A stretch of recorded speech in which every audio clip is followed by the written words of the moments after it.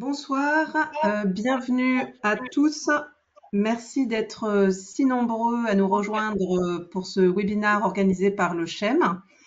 Donc, quelques mots sur le CHEM pour ceux qui ne nous connaîtraient pas encore. Donc, on est un organisme de formation indépendant et associatif, créé il y a un peu plus de 35 ans, et on est basé à Brest en Bretagne. Et donc, on est spécialisé dans la formation continue des professionnels de santé. Donc, le CHEM propose des formations DPC à destination des médecins généralistes, des infirmiers, des pharmaciens, des podologues, des kinésithérapeutes, des psychiatres, des ophtalmos, des sages-femmes. Et on a également une filière pour former les assistants médicaux. Euh, voilà. Alors, donc, pour parler de notre sujet de ce soir, qui est votre rôle en tant que professionnel de santé dans l'addiction aux réseaux sociaux, notre expert est le docteur Juliette Hazard, médecin addictologue, chargé d'enseignement à l'Université de Lorraine, conférencière et auteur de Mon ado est accro aux réseaux sociaux. Alors donc, pour notre exposé de ce soir, il sera scindé en plusieurs parties, allant de la compréhension des mécanismes de l'addiction jusqu'à la proposition d'outils pour vous aider à accompagner vos patients addicts aux réseaux sociaux.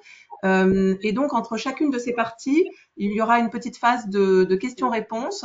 Donc, n'hésitez pas à poser toutes vos questions via le petit onglet. C'est un petit carré avec un point d'interrogation. Et donc, entre chaque partie, je soumettrai vos questions au docteur Juliette Hazard. Eh bien, écoutez, je vous souhaite à tous un très bon webinaire. Juliette, je vous laisse la parole. Eh bien, bonjour à toutes, bonjour à tous. Merci beaucoup pour votre intérêt ce soir pour le sujet de l'usage des réseaux sociaux. Donc, je vous ai concocté un programme assez copieux et on va évidemment, j'adapterai en fonction un petit peu de vos questions et de vos remarques. Donc, je vous propose un menu en 5 parties. On va d'abord commencer par parler des mécanismes, donc des bases scientifiques de l'addiction. Qu'est-ce qui fait qu'on peut perdre le contrôle d'une consommation ou d'un comportement? Comment on peut basculer parfois d'un usage récréatif à un usage qui va devenir un problème et quels sont les éléments qui peuvent nous aider chez les patients à diagnostiquer une addiction? Les rouages de la dépendance, donc quels sont les facteurs de risque à repérer en amont, en anticipation, qui peuvent finalement augmenter le risque de développer des addictions, des conduites addictives? Quelles sont les conséquences, les dangers de l'usage des réseaux sociaux? Et on parlera des dangers évidemment des addictions, mais également parfois des dangers d'un usage aussi excessif ou inadapté, hein, et pas forcément uniquement des dangers des addictions. Et puis, je vous proposerai quelques pistes pour accompagner les patients, adolescents, adultes, on va parler de tout le monde, et de l'entourage de ces personnes qui peuvent souffrir d'addiction. Et pour commencer, je vous propose un petit sondage, pour savoir si, à votre avis, à l'âge de 15 ans, quelle est la prévalence chez les adolescents, les adolescentes en France, de l'usage intensif des réseaux sociaux? Donc, quand on dit usage intensif, hein, donc c'est pas l'usage addictif, mais un usage qui serait excessif, avec des adolescents qui, par exemple, vont communiquer en ligne quasi toute la journée, soit avec leurs amis proches, leurs copains, les amis rencontrés sur Internet, les parents, les frères, les sœurs. C'est comme ça qu'a été déterminé en fait le terme d'usage intensif dans l'enquête que je vous propose.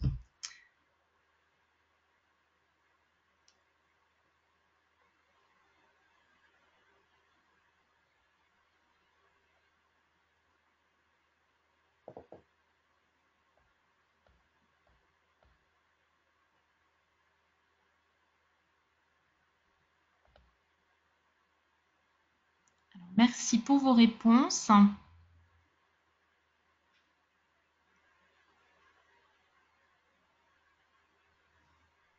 On attend encore un tout petit peu. Bon, il y a déjà beaucoup de personnes qui ont voté. Ok, très bien. Donc, Une majorité pour la réponse, 50% des filles, 40% des garçons, puis ensuite 40% des filles et 50% des garçons. Alors en effet, vous avez identifié que cet usage intensif, eh bien, il est majoritaire, tout à fait, et il est un petit peu plus prépondérant chez les filles. Donc la réponse, c'est en effet 50% des filles et 40% des garçons qui déclarent, selon l'enquête en classe, donc que vous pouvez retrouver, un usage intensif des technologies numériques. Et pour voilà, vous donner un petit peu aussi une idée, un tiers des adolescents vont avoir un usage intensif et cet usage, il augmente avec l'âge et donc on voit qu'à 15 ans, ça devient vraiment déjà prépondérant. Donc, je vous propose de commencer par eh bien, la première partie, hein, c'est la base scientifique des addictions. Qu'est-ce qui fait qu'on peut perdre finalement le contrôle? Et pour cela, dans la slide suivante, je vais vous proposer, avant de définir l'addiction, eh bien déjà dire qu'est-ce que ça n'est pas l'addiction. Ça, c'est vraiment aussi important. C'est-à-dire que l'addiction, tout comme la dépression, ce n'est pas la conséquence d'un manque de volonté de la personne.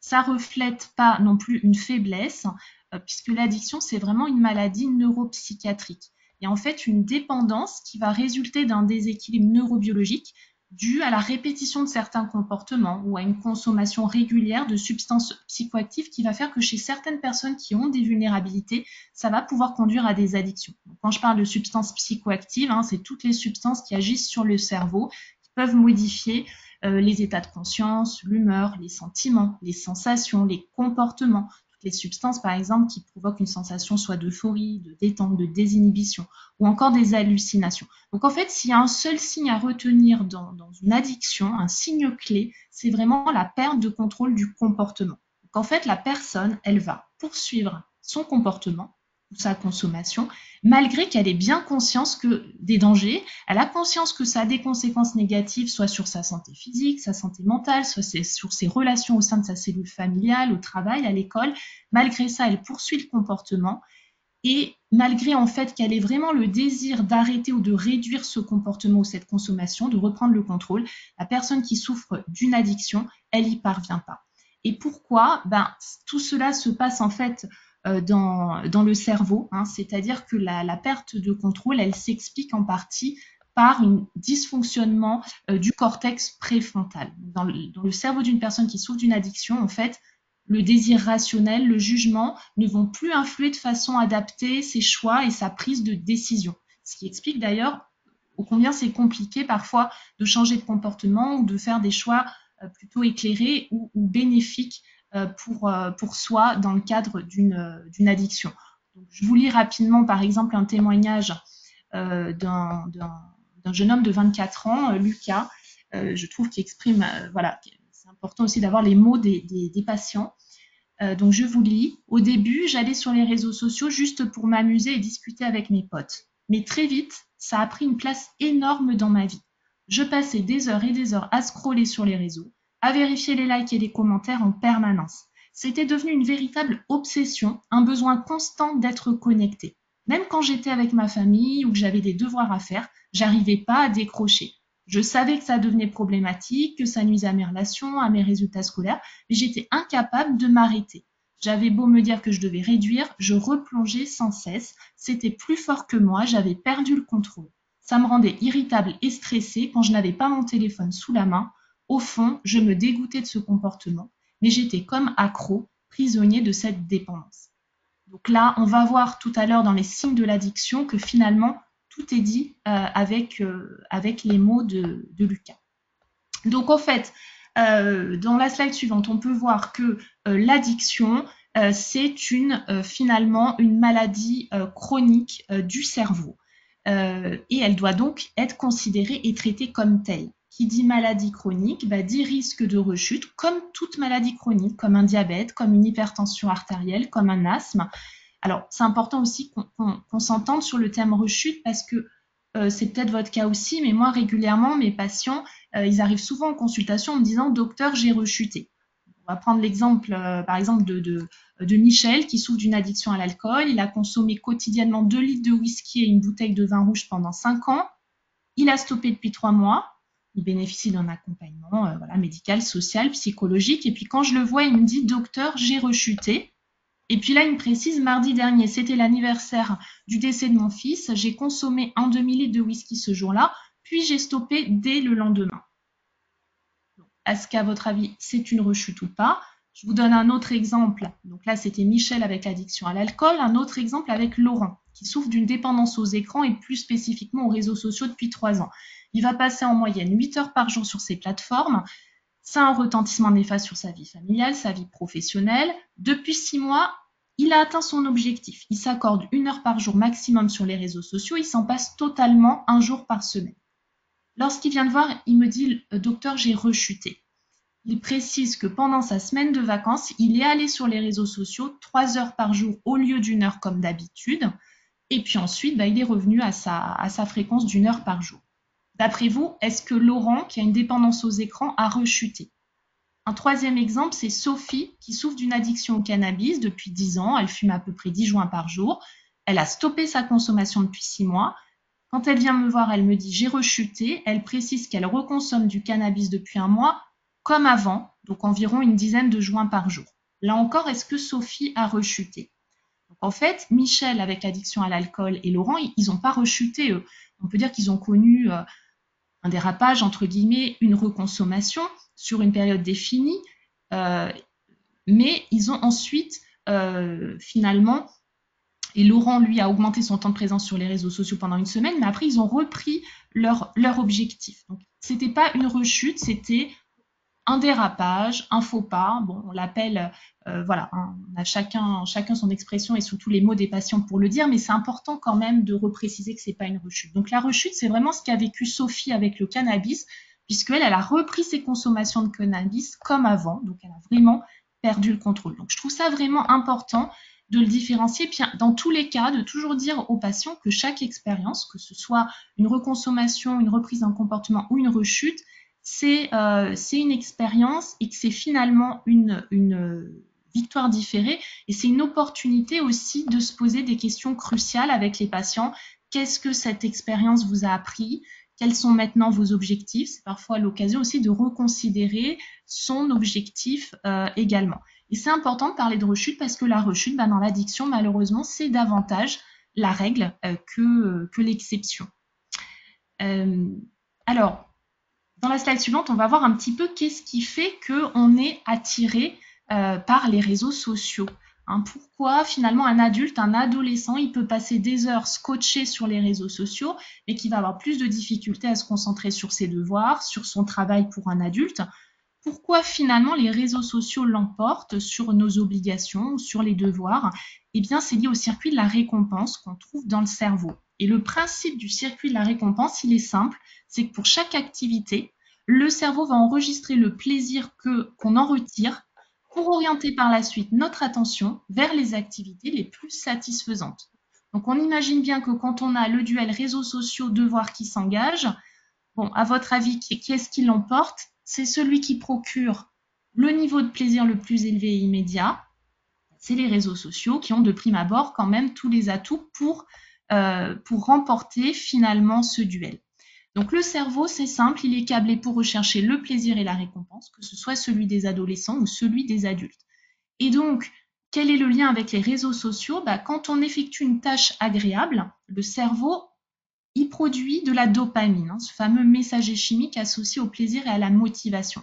De la même façon, quand on va utiliser les réseaux sociaux, quand on va atteindre, pareil, quand on atteint une étape importante dans un jeu vidéo, notre cerveau va libérer cette fameuse dopamine qui est à la fois une hormone et un neurotransmetteur. Dans les addictions, elle agit plutôt comme un neurotransmetteur. Et donc, les devoirs, du coup, vous conviendrez avec moi que les devoirs à faire, ça offre pas la même gratification, peut-être une gratification à plus long terme, mais pas la même gratification instantanée. Et ça, c'est important, c'est-à-dire que le sentiment d'accomplissement différé, il va pas allumer le circuit de la récompense aussi rapidement qu'une victoire dans un jeu ou qu'une interaction sur les réseaux sociaux. Le cerveau, il a un penchant pour les récompenses immédiates. Donc, ce système de la récompense, il fait partie du système limbique. Il comprend, pour schématiser, les aires tegmentales ventrales, où vous allez trouver les neurones à dopamine, et puis le noyau accumbens, où ils vont se projeter. Donc, c'est notre cerveau des émotions, c'est là que siègent nos réactions cérébrales les plus primaires et aussi nos désirs, nos besoins vitaux, comme s'alimenter, réagir à une agression, se reproduire. Donc en fait, dans notre cerveau, ce circuit il est bien utile à la base, bien sûr, parce que le but, c'est de récompenser nos fonctions vitales par une sensation agréable de plaisir et afin d'assurer notre survie. Hein. C'est pour ça que s'alimenter, normalement, avoir des rapports intimes fait plaisir, ça assure notre survie individuelle et la survie de l'espèce. Ce système, il est composé de l'hypothalamus, de l'hippocampe, de l'amygdale et finalement, il y a un mécanisme neuropsychologique commun pour toutes les addictions, c'est-à-dire que toutes les substances et certains comportements susceptibles d'induire une addiction vont venir activer ces voies dopaminergiques, mésocortico-limbiques, hein, le cortex préfrontal, vous vous souvenez tout à l'heure. Ça va donc activer le système de la récompense et augmenter la concentration de dopamine dans le noyau accumbens. Et malheureusement, on a des produits, des drogues, la nicotine du tabac, le cannabis, la cocaïne, etc., certains comportements qui vont venir détourner à leur profit ces circuits de la motivation et qui vont modifier les circuits des émotions, des habitudes et pouvoir générer des addictions. Et des études ont été menées avec l'observation par IRM qui montre, IRM cérébral fonctionnel, qui montre que quand des personnes regardent des images de leur profil de réseaux sociaux qui ont suscité beaucoup de likes, eh ben, le noyau accumbens il va s'activer significativement. C'est en quelque sorte, si vous voulez, la zone qui s'active quand on voit ou quand on entend quelque chose qui est plaisant pour nous. Donc on voit qu'il semble qu'il y a un mécanisme aussi commun avec l'usage des réseaux sociaux. Donc, un système à la base, la récompense, un système qui est prévu pour la survie, mais voilà, il y a des substances, il y a des comportements qui vont venir un petit peu détourner ce système à leur profit. Et puis aussi, on peut sécréter de la dopamine. Alors, si on vit en bonne harmonie avec son circuit de la récompense, s'il fonctionne normalement, bien sûr, il participe à notre équilibre, à notre bien-être mental. Alors, il y a les fonctions vitales qui peuvent nous faire sécréter de la dopamine, mais aussi, évidemment, quand on pratique une activité physique, quand on écoute de la musique. Mais malheureusement, on peut aussi sécréter de la dopamine en effectuant des achats compulsifs ou encore en jouant aux jeux de hasard et d'argent et aussi en passant du temps sur les réseaux sociaux. Alors, j'aimerais savoir, à votre avis, tout à l'heure, vous avez eu la bonne réponse, donc on va voir, là, je suis sûre que ça sera pareil. À 15 ans, à l'âge de 15 ans, à votre avis, quelle est la prévalence de l'usage problématique? Tout à l'heure, on était dans un usage excessif, mais là, on est dans un usage qui pose problème des réseaux sociaux chez les adolescents et chez les adolescentes en France.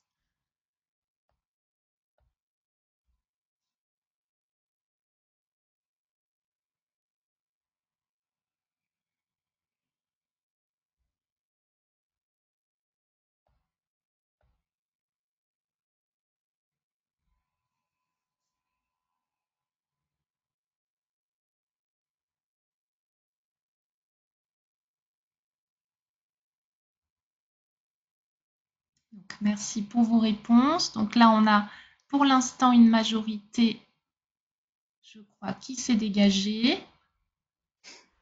Pour la réponse 1, hein, mais c'était un petit peu en ballottage, je ne vois plus les réponses, c'était un petit peu en ballottage avec l'autre réponse, mais c'est en effet la réponse 1 qui est la bonne. Donc, vous le voyez encore une prévalence assez élevée hein, des jeunes qui déclarent un usage problématique et toujours cette prédominance des filles. Donc, à 15 ans, on a 5% des garçons, 11% des filles, toujours dans cette enquête en classe, qui déclarent un usage problématique, donc un usage qui va avoir des conséquences négatives. Donc, on verra tout à l'heure, hein, je vous expliquerai qu'est-ce qui fait que, quelles sont les hypothèses qui peuvent expliquer pourquoi les filles, les femmes sont plus sujettes à avoir cet usage problématique. Alors, on a vu que l'alcool, les drogues, hein, le tabac, les médicaments, les jeux, les réseaux sociaux, tout ça, quelle que soit la substance ou le comportement en cause, l'addiction va reposer sur un mécanisme neurobiologique commun, la perturbation du circuit de la récompense dans tous les cas, qui est en fait ce circuit qui est donc dans tous les cas en fait impliqué. Et finalement, eh bien, comment on bascule d'un usage récréatif à un usage problématique? Comment on peut diagnostiquer une addiction? Est-ce que on peut parler aussi d'addiction pour les réseaux sociaux comme on parle d'addiction pour les autres, les substances ou les autres comportements? Donc, on va voir ça dans la slide suivante. Est-ce que voilà, tout ça fonctionne pareil? Ben, il semble qu'en tout cas, comme je vous le disais, qu'il y a des mécanismes neurobiologiques qui soient très proches. Il y a des fonctions, dans tous les cas, de plaisir, d'évitement de la souffrance, de la dépendance, de la régulation des sensations, des émotions qui sont pareillement mises en jeu. On a de nombreuses études scientifiques qui nous montrent que les activités comme le jeu de hasard et d'argent, les jeux vidéo, ça peut entraîner un syndrome addictif avec un mécanisme similaire à celui qu'on rencontre dans les troubles liés à l'abus de substances. Le jeu d'argent, par exemple, on a montré qu'il est associé à une libération de cortisol, hein, cette hormone du stress, et donc ça a un impact sur les neurones. Et si l'exposition au jeu de hasard et d'argent se poursuit de façon répétée, ben, le corps va sécréter ce cortisol, et ça a vraiment un impact, une toxicité sur les neurones. Alors, pour les réseaux sociaux, est-ce qu'on peut parler d'addiction? Le terme addiction, en tout cas, on peut dire que cette maladie n'est pas encore reconnue dans le manuel de référence des pathologies psychiatriques, hein, le fameux DSM-5. Dans ce manuel sont reconnues toutes les addictions aux substances. Pour les addictions sans substance, les addictions au comportement, on a le jeu de hasard et d'argent qui est reconnu. Le trouble de jeu vidéo, lui, est reconnu par l'OMS. Donc, pour les réseaux sociaux, la maladie n'est pas encore reconnue. Pourquoi on commence quand même à parler d'addiction aux réseaux sociaux? Parce que, comme je vous l'ai dit, les chercheurs montrent bien qu'il y a l'implication du système de récompense, et quand on interroge les patients, ou en tout cas quand les patients viennent aussi d'eux-mêmes pour ces difficultés, ils vont décrire des signes similaires à ceux d'une addiction reconnue dans le DSM-5 à une substance ou au jeu de hasard et d'argent. Alors, en l'absence de critères diagnostiques officiels, moi j'utilise, hein, j'ai conçu un acronyme contrôle pour vous aider à repérer aussi les signes qui peuvent être en faveur d'une addiction, ou si on ne veut pas employer le terme d'addiction, en tout cas d'un usage problématique des réseaux sociaux, et de pouvoir différencier un usage qui serait un peu excessif d'un usage qui va poser problème. Donc dans la slide suivante, on voit que dans ce contrôle, le C, la première lettre, ça correspond au craving. Le craving, c'est quoi? C'est ce besoin, ce désir, cette envie qui est toujours doublée d'un caractère impérieux, une envie vraiment irrépressible de surfer sur les réseaux sociaux alors qu'on ne le veut pas à ce moment-là. C'est le fameux « je ne peux pas m'empêcher de vérifier mon téléphone toutes les 5 minutes », l'envie de voir les nouvelles notifs est si forte que je vais ressentir une angoisse en fait si je ne le fais pas immédiatement. Donc le craving est vraiment présent, tout comme on peut le retrouver dans l'addiction au tabac, à l'alcool et encore dans d'autres conduites addictives. Le O, ensuite, le O, c'est pour l'obsession. Donc en fait, l'adolescent ou l'adulte va être préoccupé de façon obsédante par les réseaux sociaux et par l'activité en ligne. Il va vous dire qu'il pense constamment à ce qui se passe sur les réseaux sociaux, même quand il est en classe, même quand il est au travail. Il va se demander ce que ses amis publient, s'il a reçu de nouveaux likes ou de nouveaux commentaires. Ça prend vraiment une place prépondérante dans sa vie. Le N, c'est pour la nécessité croissante. Dans la nécessité croissante, il y a deux concepts importants. Le premier, c'est la tolérance. Donc, on a souvent des patients qui vont dire qu'ils ressentent, ils ont besoin d'augmenter leur temps passé en ligne pour obtenir le même degré de satisfaction.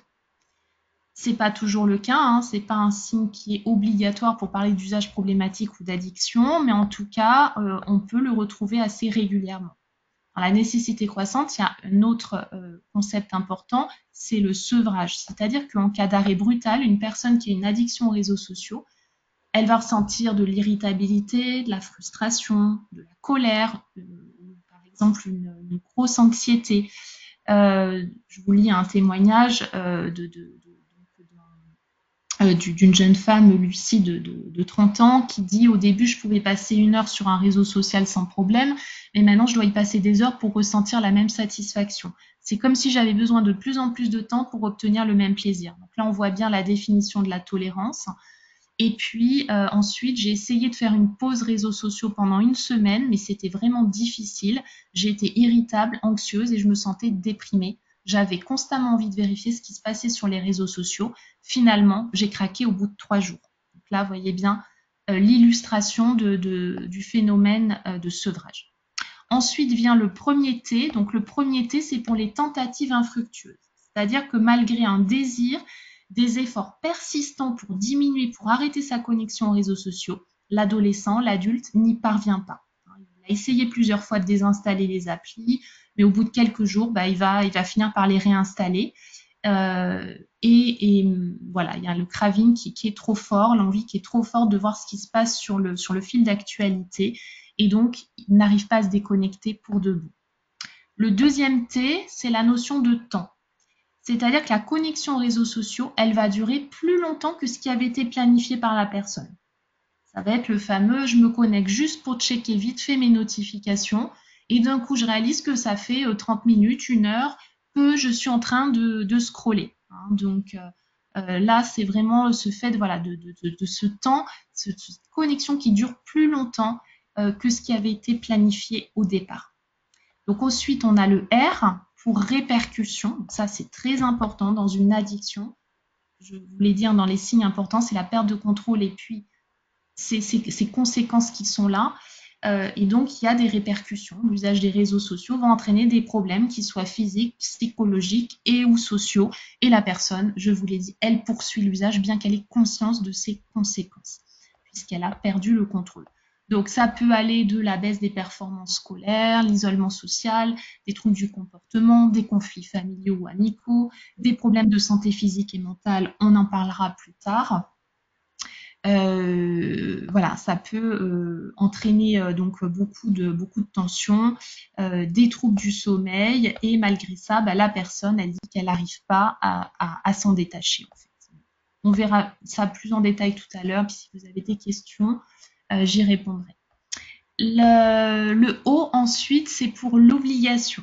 C'est-à-dire que la personne, elle va se trouver dans l'incapacité de remplir des obligations importantes, que ce soit sur le plan familial, sur le plan scolaire, conjugal ou professionnel. Pour une personne plus jeune, un adolescent, il va dire par exemple qu'il essaie de se concentrer sur ses devoirs. Avant, voilà, ça fonctionnait très bien, mais maintenant c'est impossible, tellement il est absorbé par les réseaux sociaux. Il se rend compte aussi que ses notes, elles chutent. Il n'arrive pas à remplir ses obligations, à ranger sa chambre comme avant. Il rate des réunions de famille. Voilà, c'est compliqué pour lui d'assurer les obligations quotidiennes. Le L, c'est aussi un critère que je trouve très important pour les loisirs.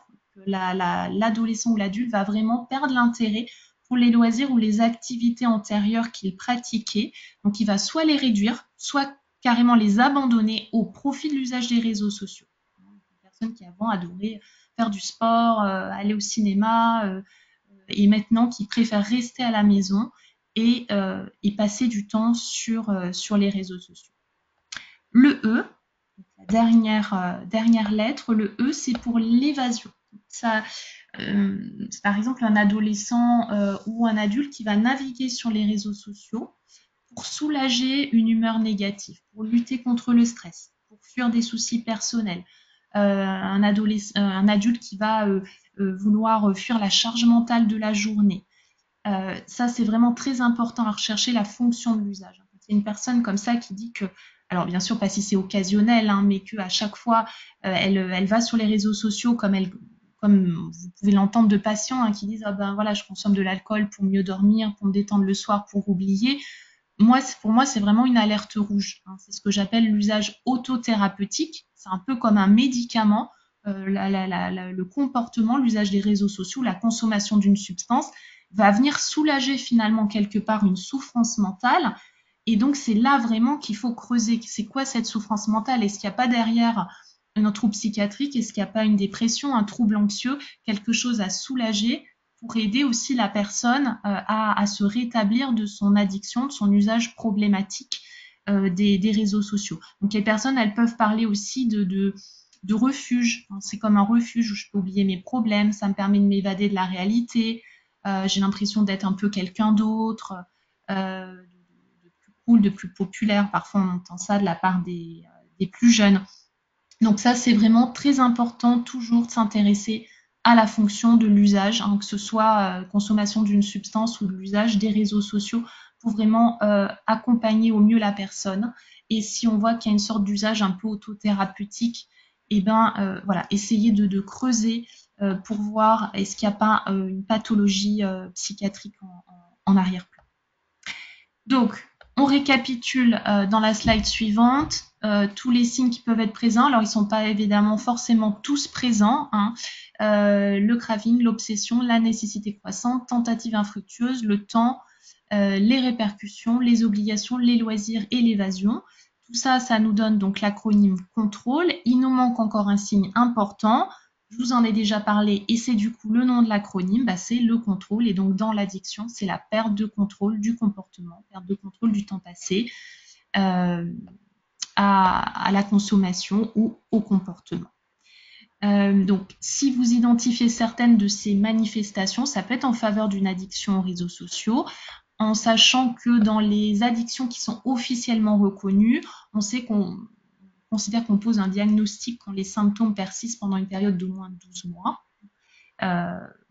En tout cas, si déjà il y a ces gènes, hein, ces symptômes qui sont présents, je dirais, depuis plusieurs semaines, il est bon de s'interroger.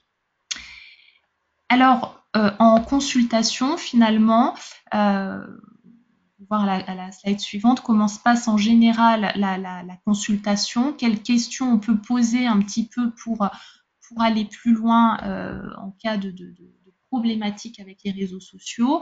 On va bien s'intéresser déjà à l'histoire récente de la maladie, si je puis dire, l'évolution récente des problèmes, le contexte d'utilisation des réseaux sociaux, d'Internet aussi en général, est-ce qu'il n'y a pas présence d'un éventuel cyberharcèlement, est-ce que l'adolescent ou l'adulte recherche des informations en ligne sur ses problèmes, qu'est-ce qu'il en sait, est-ce qu'il y a des antécédents psychiatriques, est-ce que la personne elle s'est déjà fait aussi aider pour un usage problématique d'Internet ou des réseaux sociaux? Est-ce qu'elle a déjà eu des problèmes psychiatriques qui sont des facteurs de risque de développer des addictions? On recherche les autres antécédents personnels médicaux et on s'intéresse en particulier à l'impact des technologies sur le sommeil, sur la santé physique. Il y a d'éventuelles déjà conséquences. Chez les plus jeunes, évidemment, on a un pan important sur la scolarité. Est-ce qu'il y a un usage de téléphone portable en classe? Quel est l'impact des réseaux sociaux sur les devoirs, sur les résultats scolaires? Et même chose pour un adulte vis-à-vis de son travail, de sa vie professionnelle. Aussi un pan important au niveau des interactions sociales. Comment ça se passe au niveau des communications en ligne? Quels sont les sites, les applications favorites? Quel est le type de contenu qui est consulté? Est-ce qu'il y a des difficultés sociales qui sont liées à cet usage? Le domaine aussi de la sexualité. Est-ce qu'il y a des relations romantiques, sexuelles qui sont mises en place en ligne? La consommation de contenu sexuel, et est-ce que tout ça, ça a un impact sur la sexualité dans la vie, entre guillemets, réelle, dans la vie physique? Ensuite, on a également, évidemment, on va s'intéresser au comportement de l'enfant, de l'adolescent lors de la consultation ou de l'adulte, et puis rechercher vraiment quelles sont ses préoccupations, évidemment, et ses problèmes qui sont liés aux technologies. Pour les plus jeunes, on peut demander évidemment des renseignements aux parents sur le développement de l'enfant, ses activités préférées, les centres d'intérêt en ligne. On propose en général un entretien en présence des parents ou des aidants pour les plus jeunes, pour les enfants ou pour les adolescents. Ça permet aussi d'aborder les règles familiales qui sont mises en place en termes d'hygiène numérique. Est-ce qu'il y a des conflits liés au numérique? Quel est l'impact de l'usage des réseaux sociaux sur l'adolescent? Alors, on a souvent des parents qui viennent en consultation en disant, voilà, je viens vous consulter parce que mon adolescent, il est addict aux réseaux sociaux, il y passe beaucoup de temps. Alors, bien sûr, il faut comprendre l'inquiétude de ses parents, et c'est vraiment important de dire qu'un usage intensif, c'est pas forcément le signe d'une conduite addictive. Vous l'avez vu tout à l'heure, je ne vous ai pas cité dans les critères la fréquence et la durée de l'usage. Donc la fréquence et la durée de l'usage, ce n'est pas des bons indicateurs pour considérer qu'il y a une addiction. C'est le cas d'ailleurs si vous regardez dans le DSM-5 les critères de l'addiction à l'alcool, par exemple, on ne parle pas de quantité. Donc, c'est la même chose pour les réseaux sociaux, pour les jeux vidéo. C'est pas la fréquence et la durée de l'usage qui sont de bons indicateurs. On a des personnes qui vont pouvoir passer plusieurs heures par jour sur les réseaux sociaux et cela sans retentissement dans leur activité au quotidien. On peut dire qu'elles ont un usage intensif qui n'est pas pathologique. Donc, c'est pour ça que j'y reviens. À mon sens, la préoccupation essentielle qu'on doit avoir, c'est vraiment de s'intéresser à la fonction du réseau social dans la vie de la personne. Quel est le sens de la conduite addictive? Qu'est-ce que remplit le réseau social finalement comme fonction psychique? Est-ce que c'est une stratégie qui est mise en place pour faire face à des difficultés comme des troubles émotionnels, des troubles psychiques débutants, des troubles anxieux, une dépression? Est-ce que c'est une stratégie pour faire face à un événement traumatique, un divorce, un deuil, une violence? Là, on en revient un petit peu à ce que je vous disais tout à l'heure, l'usage autothérapeutique. Et là, il convient vraiment de s'intéresser à qu'est-ce qui se passe en arrière-plan. En tout cas, je pense qu'il serait réducteur de considérer uniquement la durée d'utilisation comme un facteur déterminant.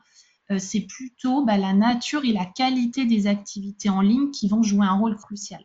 On peut prendre aussi l'exemple des jeux en ligne. On a certains jeunes qui vont s'investir dans une communauté virtuelle structurée comme une guilde et ils peuvent y trouver un espace d'épanouissement et de socialisation. Ils vont peut-être y passer du temps en termes de fréquence, de durée, mais si ce sont des expériences qui nourrissent, qui bonifient leur vie psychique et sociale, qui leur offrent aussi des responsabilités, on ne va pas parler d'addiction. À l'inverse, une autre personne va peut-être passer moins de temps, y consacrer moins de temps, mais avoir une utilisation moins construite et plus solitaire des technologies.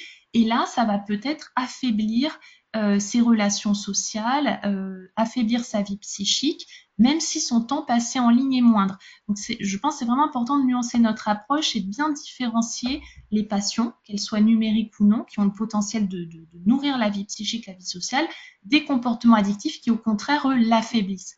Donc, les questions pour cela qu'on peut poser ou qu'on peut amener pour que les personnes se questionnent aussi, c'est déjà, est-ce que ça vous pose un problème et est-ce que ça nourrit votre vie, comme le fait votre passion pour le sport, pour la lecture, ou est-ce que ça, finalement, ça l'affaiblit? Ça, c'est des questions importantes. Et pour aller plus loin aussi, je vous propose aussi des auto-questionnaires qui sont validés. Donc, le premier auto-questionnaire à la slide suivante, c'est l'échelle d'addiction aux réseaux sociaux. Donc là, vous pourrez prendre le temps de la consulter, qui peut être intéressant aussi pour que les personnes, les patients, commencent à faire un point sur leur usage des réseaux sociaux. Vous voyez que les items reprennent un petit peu les signes que je vous ai évoqués dans l'acronyme contrôle. Et puis, vous avez donc le scoring pour pouvoir évaluer les résultats. Donc, entre 6 et 9, ce questionnaire considère que l'usage des réseaux sociaux ne semble pas a priori poser problème. Et à partir de 10, l'usage des réseaux sociaux est potentiellement problématique. Donc, ce n'est pas un auto-questionnaire, évidemment, ne pose jamais un diagnostic. Mais voilà, il peut permettre déjà d'orienter, de nourrir, d'enrichir aussi l'échange en consultation ou pourquoi pas de demander aux patients de le remplir aussi avant la consultation. Donc là, il est spécifique aux réseaux sociaux. Le suivant, l'IAT, lui, va considérer Internet dans son ensemble pour voir si l'usage d'Internet peut être problématique. Donc là, il y a pas mal d'items. Vous pourrez prendre le temps de regarder. Vous verrez que pareil, ça reprend un petit peu les signes que vous retrouvez dans l'acronyme contrôle. Et puis à la slide suivante, vous avez l'interprétation du scoring qui permet un peu de donner une idée. Est-ce que l'usage d'Internet n'est pas forcément problématique ou est-ce qu'il a des conséquences plus ou moins importantes sur la vie du patient? Alors, eh bien, je vous propose à nouveau une petite question. J'aimerais savoir, parmi les éléments qui vont apparaître, lesquels pour vous, lequel ou lesquels sont potentiellement des facteurs de risque d'addiction aux réseaux sociaux. Quels sont les éléments qui peuvent augmenter le risque de développer un usage problématique des réseaux sociaux?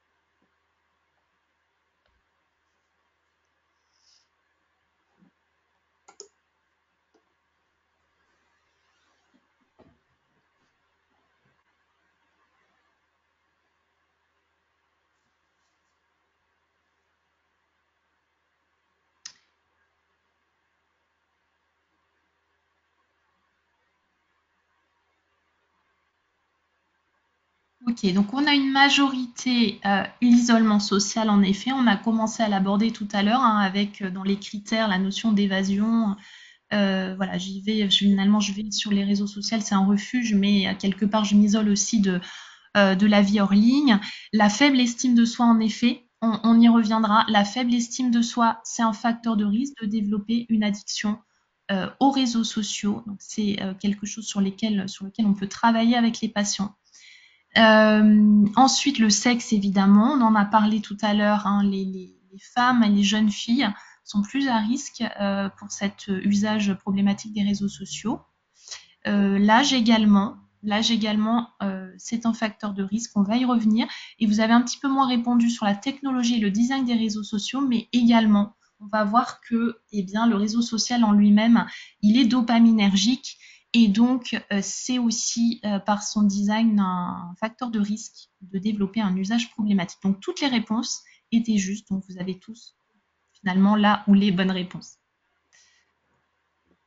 Donc, quels sont finalement les facteurs de risque? Comment on peut les repérer? C'est quoi les rouages de la dépendance?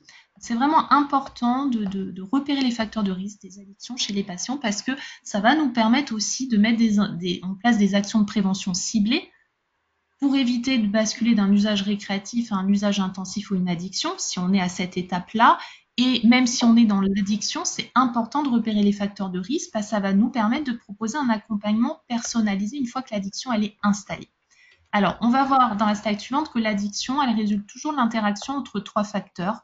On a la vulnérabilité individuelle, ce que j'ai appelé la roue personnelle, l'exposition au comportement addictif ou à la substance, donc ici pour les réseaux sociaux, la roue technologique, et puis l'impact de l'environnement. Alors, quels sont les facteurs de risque d'addiction, plus précisément d'addiction aux réseaux sociaux?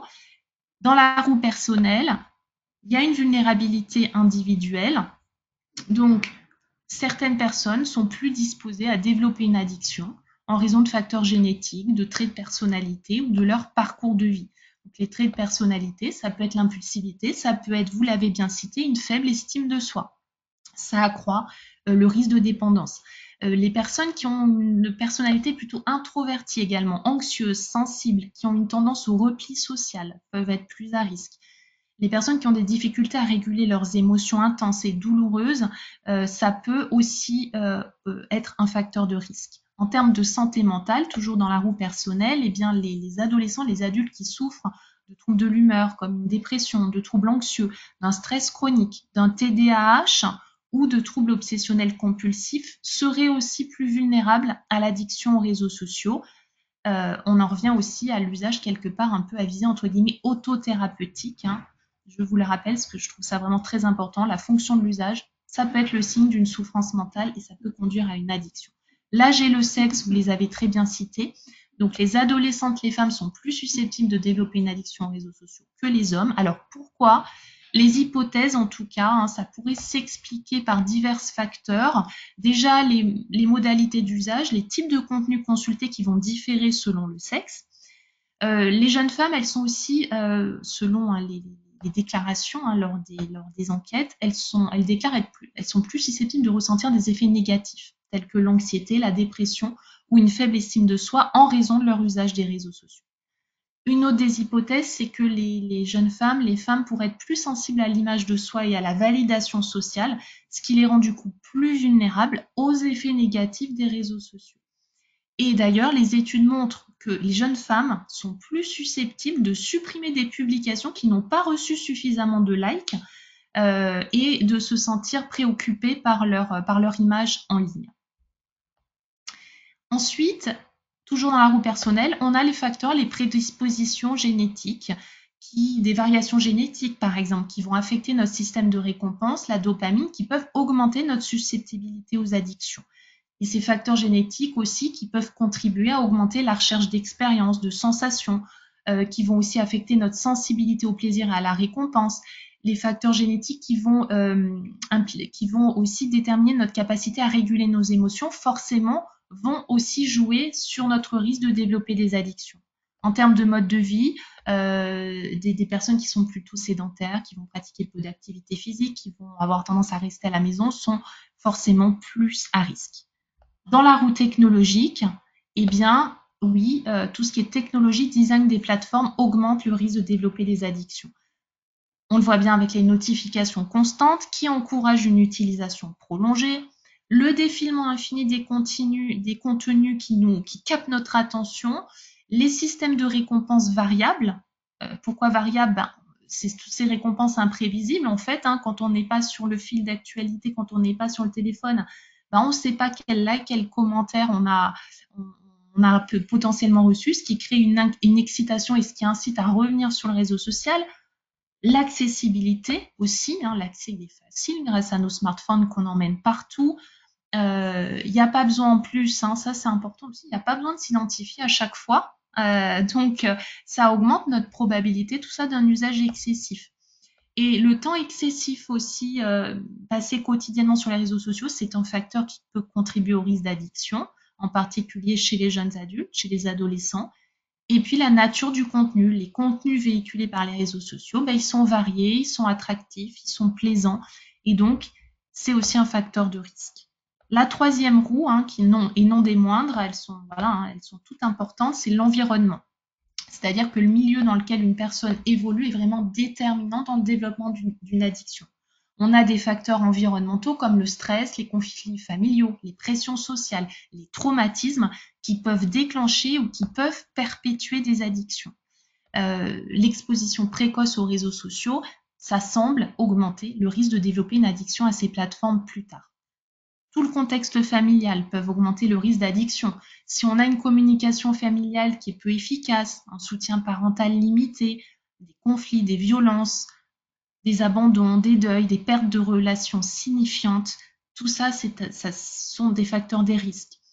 Si également il y a un rapport problématique des parents ou de la fratrie aux réseaux sociaux, ça peut augmenter le risque pour le jeune de développer une addiction. S'il y a déjà des habitudes d'usage excessif des réseaux sociaux au sein du foyer, si le soutien familial n'est pas adapté et qu'il n'y a pas de règles claires concernant l'usage des technologies. L'éducation numérique, s'il n'y a pas d'éducation sur les risques, sur les bonnes pratiques des réseaux sociaux, à l'initiative des parents, des enseignants, des politiques de santé publique, s'il n'y a pas d'initiative spécialisée, ça constitue un facteur de risque. Activités hors ligne, quand il y a un manque d'engagement dans des activités hors ligne, activités physiques, artistiques, sociales, évidemment, ça augmente le risque d'addiction aux réseaux sociaux. Et puis tout le contexte social, vous l'avez bien évoqué tout à l'heure, les personnes qui sont isolées socialement, elles peuvent se tourner vers les réseaux sociaux pour quelque part combler un vide émotionnel. Il y a aussi en particulier chez les plus jeunes l'influence des pairs, du groupe, la pression des pairs. Et donc quand il y a une absence de soutien, finalement le besoin de connexion, des conflits, le désir de rester connecté aussi avec des amis et les interactions sociales à l'école qui sont pas forcément parfois de bonne qualité, ça peut pousser les adolescents à passer plus de temps sur les réseaux sociaux. Et puis les jeunes, ils sont soumis aussi à la pression liée aux performances scolaires, donc ça peut être aussi les réseaux sociaux un moyen d'évasion. Il y a aussi des inégalités sociales, puisque des études montrent que les adolescents qui sont issus de milieux défavorisés, ils semblent être plus susceptibles de développer une addiction aux réseaux sociaux. Les hypothèses, c'est que c'est possiblement en lien avec l'isolement social et puis ils bénéficient malheureusement moins d'autres formes parfois de divertissement, d'infrastructures pour réaliser des activités physiques hors ligne.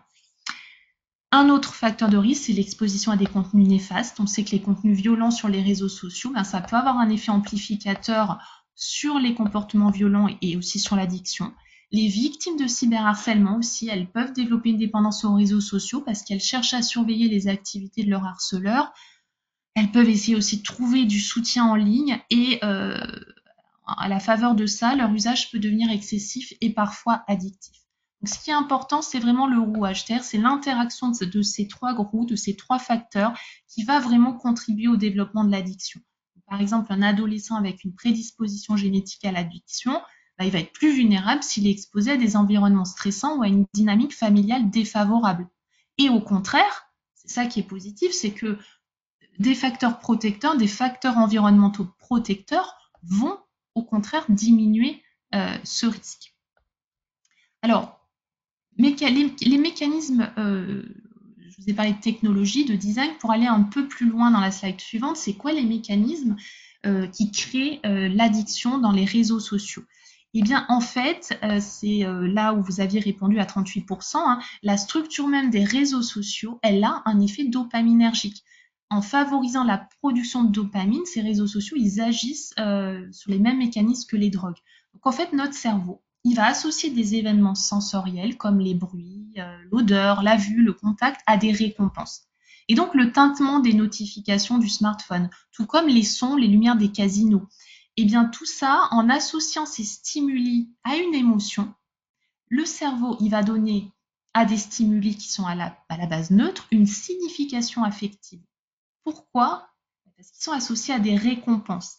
Et donc cet apprentissage de notre cerveau qui est basé sur la récompense, ça peut conduire à des comportements qui vont nous être défavorables. On a aussi le mécanisme que j'ai appelé, que j'ai réuni sous la formule 5P, c'est-à-dire que le partage, on est des êtres sociaux, on a toujours partagé, mais avec les technologies numériques, le partage, il s'accélère de nos jours. Et c'est ce que je résume sous la formule 5P, c'est-à-dire qu'on partage de nos jours plus de contenu, de plus de sources, avec plus de personnes, plus régulièrement et plus vite. Et tout ça, ça peut du coup favoriser aussi un usage qui peut finalement être addictif. Les réseaux sociaux, ils sont dotés de puissants algorithmes, on en parle souvent, qui personnalisent notre expérience en fonction de nos habitudes et qui nous incitent à rester sur le réseau social.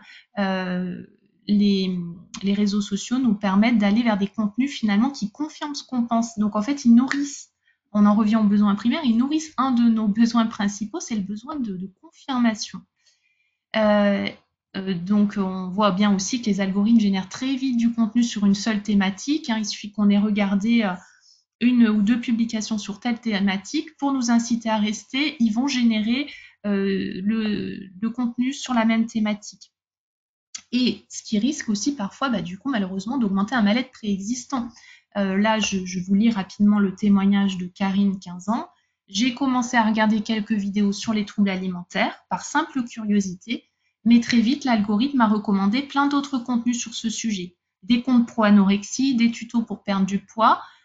Au début, je ne faisais que regarder, mais ça a fini par nourrir mes propres complexes sur mon poids. J'ai développé de vraies obsessions malsaines. Un autre des mécanismes, c'est la gamification, ce qu'on appelle la ludification en français, qui va accroître l'usage compulsif des réseaux sociaux. Donc, en résumé, c'est ce concept qui vise à convertir diverses tâches ou services en jeux. C'est par exemple les jeux concours qui sont organisés sur les réseaux sociaux aussi, qui peuvent à la longue amener à un usage excessif. Le fameux FOMO, l'angoisse de manquer quelque chose. Les réseaux sociaux, c'est des plateformes qui évoluent en temps réel. Le fil d'actualité est toujours alimenté, même quand l'usager est absent. Et ça peut générer chez certaines personnes des angoisses énormes à l'idée de manquer une information, de manquer un événement, de manquer un buzz. Et une opportunité aussi ou un risque, ils ont peur de voir leur statut social virtuel se dégrader. C'est ce qu'on appelle donc le FOMO, le Fear of Missing Out, la peur de manquer quelque chose. Cette peur, elle peut vraiment devenir obsessionnelle et conduire à une anxiété, c'est ce qu'on va appeler la FOMophobie, qui est alimentée par cette imprévisibilité du fil d'actualité qui pousse l'usager à vérifier qu'il n'a rien manqué. Allez, on y retourne avec un petit sondage, si vous voulez Alors, bien. Juliette, j'avais juste une petite question qui est donc dans les différentes roues, dans la roue personnelle, il est indiqué donc l'âge et le sexe. Qu'en est-il de la réglementation chez nous par rapport à l'inscription aux réseaux sociaux? Est-ce que vous pouvez nous dire 13 ans, 15 ans, enfin, est-ce que vous pouvez nous parler de cette réglementation en France? Oui, alors pour l'instant, en effet, on a cette réglementation de 13 ans. Malheureusement, alors les réseaux sociaux sont en train visiblement de mettre en place des réglementations plus renforcées, mais pour l'instant, malgré cette réglementation-là, même un jeune peut s'inscrire sur les réseaux sociaux puisqu'il peut indiquer finalement n'importe. On peut écrire quand on s'inscrit, on peut indiquer n'importe quelle date de naissance. Donc c'est un peu compliqué, mais il semble que là va se mettre en place une réglementation beaucoup plus renforcée. Il va y avoir besoin finalement de montrer une pièce d'identité, quelque chose qui va vraiment valider l'âge et qui va pouvoir aider à aller plus loin. Donc pour l'instant, ces réglementations, elles sont malheureusement difficilement applicables en pratique. Très bien. Est-ce qu'il y a des pays, d'autres pays où une réglementation plus stricte est mise en place? Oui, alors il y a des pays hein, là qui sont en train d'interdire les réseaux sociaux aux jeunes de 15, de 16 ans. Hein. Donc là, il y a vraiment des choses qui bougent. On le voit bien aussi à l'école, hein, avec des expérimentations qui se mettent aussi en place en France pour poser les smartphones à l'école, pour faire une déconnexion. Donc on a des réglementations qui varient selon les pays. Et là, d'ici quelques mois, les gros réseaux sociaux sont en train vraiment de changer un petit peu la donne. Donc je pense que ça va un petit peu s'uniformiser au niveau international. Très bien, merci. Et donc, dans une dernière question, dans la roue environnementale, vous avez noté l'éducation numérique. Est-ce que du coup, en tant que professionnel de santé, on a un rôle à jouer dans cette éducation numérique ou là, vous parliez plutôt d'une éducation plutôt à l'école ou par la famille? Oui, c'est l'éducation en effet dans son acception vraiment systémique. Hein. Donc je pense qu'en tant que professionnel de santé, on a aussi notre rôle à jouer. On en parlera un petit peu plus dans la cinquième partie. Mais évidemment, dès que l'on peut sensibiliser sur les risques des dangers de l'usage des réseaux sociaux, c'est important. Et puis de s'intéresser finalement quand on s'intéresse à la consommation d'alcool, de tabac, de cannabis, qu'on recherche de potentielles addictions, on a de plus en plus le réflexe de rechercher une addiction, un comportement, de parler de jeux de hasard et d'argent, de parler de la sexualité, et donc incorporer aussi, avoir le réflexe déjà de s'intéresser à l'usage d'Internet, des écrans et des réseaux sociaux, c'est déjà un premier réflexe très important. Et puis ensuite, eh bien, si on voit que cet usage est un peu intensif, en effet, s'intéresser aux éventuelles répercussions pour sensibiliser, être dans cette sensibilisation par rapport à l'usage, puisque finalement, sensibiliser à l'usage des réseaux sociaux, ça fait partie, c'est l'hygiène de vie numérique, hein, comme je l'appelle. C'est sensibiliser à un meilleur sommeil, à une meilleure alimentation, on le verra tout à l'heure. Donc, ça me paraît vraiment très important, en effet, de se sentir aussi investi de cet acte de sensibilisation et de prévention auprès des patients. Très bien, merci beaucoup. Eh bien, en tout cas, n'hésitez pas à poser toutes vos questions avant je le redis, puisque donc c'est via le petit onglet avec le petit point d'interrogation si vous avez des questions avant qu'on se lance sur le dernier sondage.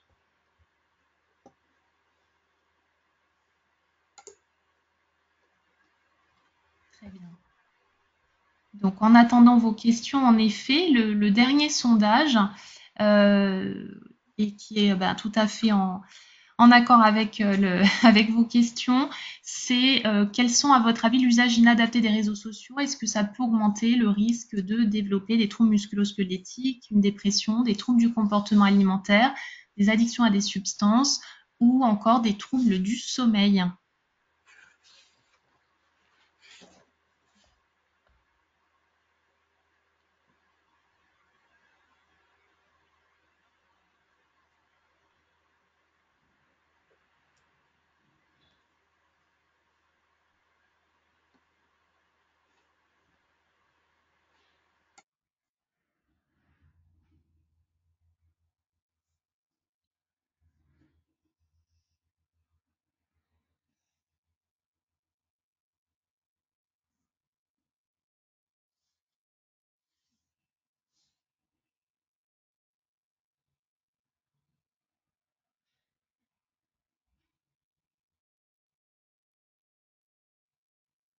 Merci pour vos réponses.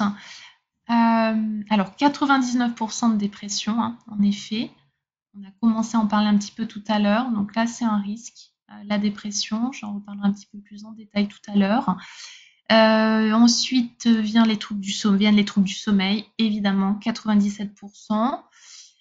Les troubles musculo-squelettiques, oui, on en reparlera un petit peu. Les troubles du comportement alimentaire, on l'a vu aussi avec le témoignage de la jeune fille tout à l'heure. et l'addiction à des substances, que voilà, vous avez aussi répondu, donc super, toutes les réponses étaient bonnes. Il y a eu un petit peu moins de réponses sur l'addiction à des substances, donc je vous expliquerai un petit peu pourquoi tout à l'heure aussi. L'usage excessif des réseaux sociaux peut amener parfois, en particulier les jeunes, à développer des addictions à des substances. Eh bien, bonne réponse pour tout le monde. Alors, on va donc partir sur les dangers. Sur les dangers de l'usage des réseaux sociaux, comment on peut évaluer l'impact sur la santé des patients, des jeunes, des adultes. Donc il y a différents domaines à investiguer. Dans la prochaine slide, on voit que l'un des domaines, c'est évidemment la santé physique. Et dans la santé physique, vous l'avez très bien trouvé, il y a les troubles musculo-squelettiques. Et oui, parce que un usage excessif, inadapté des réseaux sociaux, ça peut entraîner déjà un syndrome du canal carpien. Avec les heures passées devant l'écran, on retrouve de plus en plus de syndrome du canal carpien. On retrouve aussi ce qu'on appelle le text-neck, donc texte, T-E-X-T, et neck, le cou, N-E-C-K. On voit très bien les adultes, les adolescents qui marchent dans la rue ou qui patientent peut-être dans vos salles d'attente, la tête penchée sur leur smartphone. Et bien, cette posture inadaptée, ça peut entraîner des contractures, des céphalées, des douleurs cervicales, des anomalies de la statique vertébrale, des torticolis.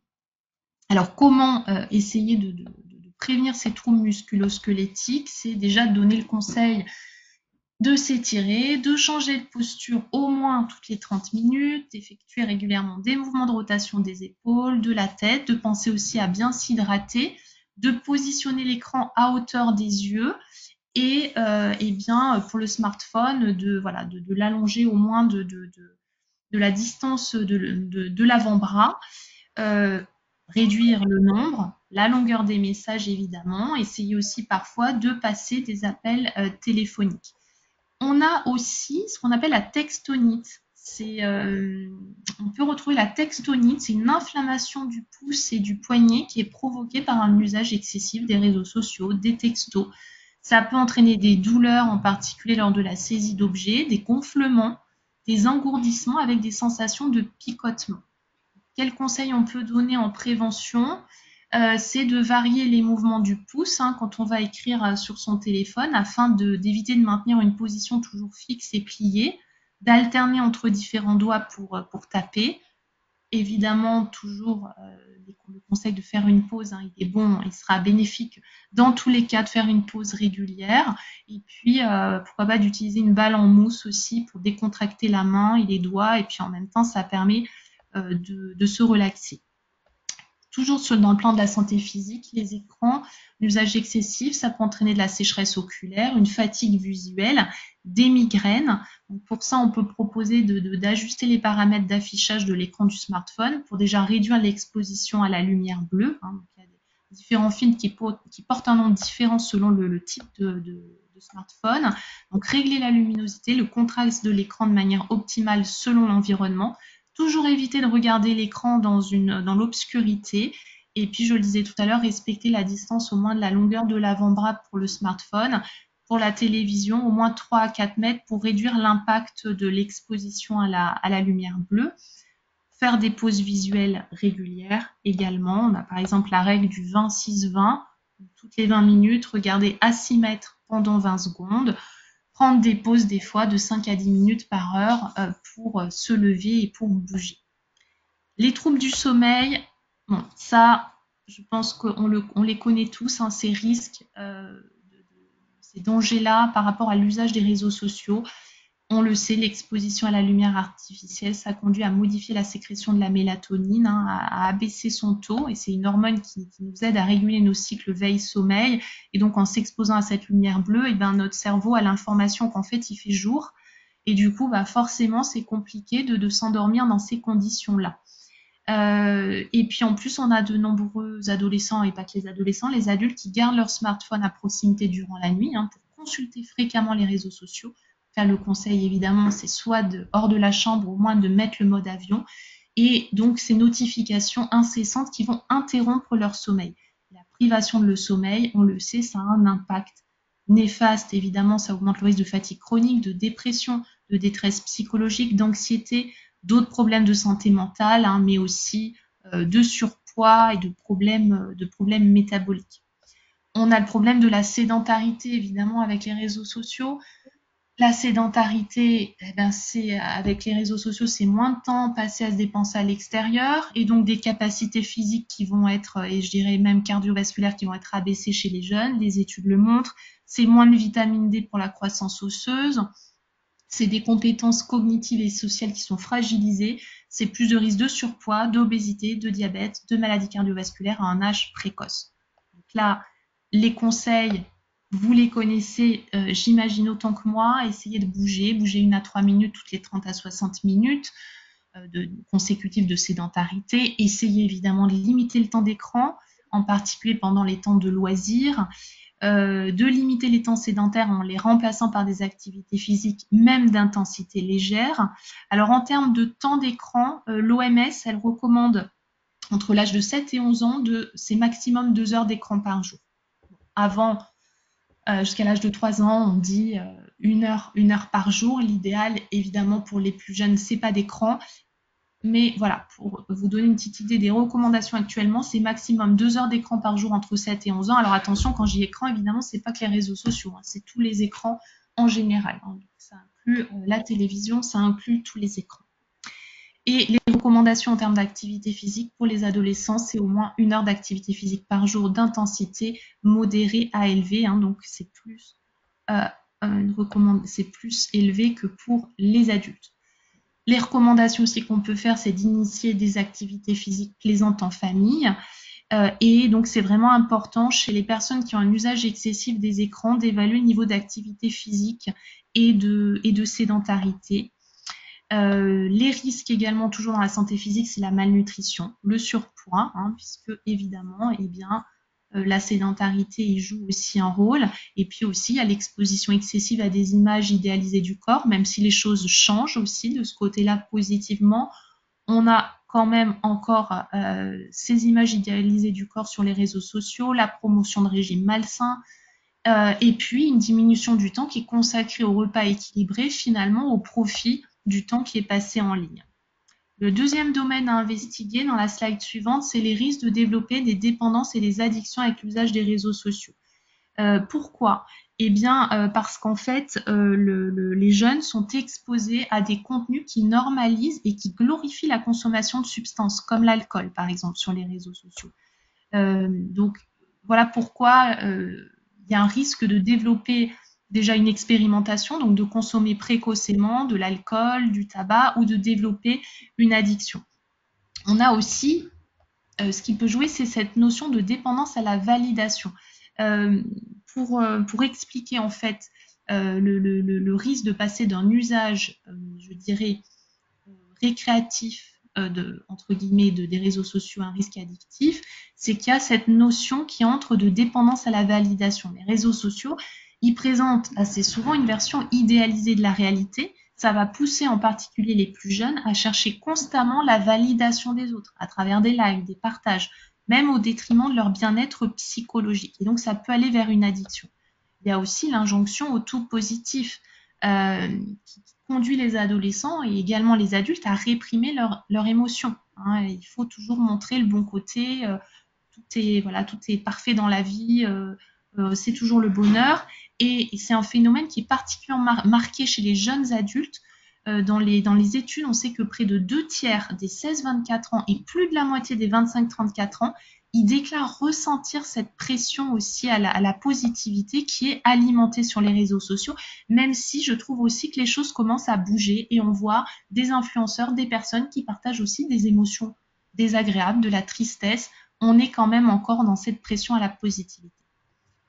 Ensuite, on a le troisième domaine, c'est la santé mentale. Donc, dans la santé mentale, que l'on peut voir dans la prochaine slide, le risque majeur, c'est la dépression. Vous l'avez mis quasi à 100%. On sait que passer plus de 3 heures par jour sur les réseaux sociaux, ça peut multiplier par 2 le risque de rencontrer un problème de santé mentale, troubles anxieux, dépression. 1/3 des ados utilisent les écrans après minuit. C'est eux qui le disent. Utilisent les écrans après minuit les heures de semaine, ce qui implique le manque de sommeil et qui peut aussi jouer dans l'augmentation du risque de dépression. Un usage excessif des réseaux sociaux, ça peut favoriser une anxiété sociale. Ça peut baisser l'estime de soi. Donc à la fois, le manque d'estime de soi, c'est un facteur de risque de développer une addiction aux réseaux sociaux et un usage excessif peut affaiblir l'estime de soi puisque les études montrent que obtenir régulièrement des feedbacks négatifs sur son profil, forcément, ça a tendance à diminuer l'estime de soi et le bien-être. Il y a tout l'idéal aussi de minceur qui est instillé dans les médias, y compris sur les réseaux sociaux, qui favorise les préoccupations chez les plus jeunes liées à l'image corporelle, préoccupations qui, à leur tour, favorisent l'usage des réseaux sociaux pour se comparer aux autres. Et cette comparaison, cette culture de la comparaison qui est instillée dans les réseaux sociaux, elle est vraiment néfaste parce que qui dit comparaison dit frustration, jalousie, insatisfaction corporelle. Et on a des études qui ont été menées chez des collégiennes qui montrent qu'un usage inadapté des réseaux sociaux, notamment à travers ces comparaisons sociales, c'est associé à une augmentation du risque de troubles du comportement alimentaire et d'insatisfaction corporelle.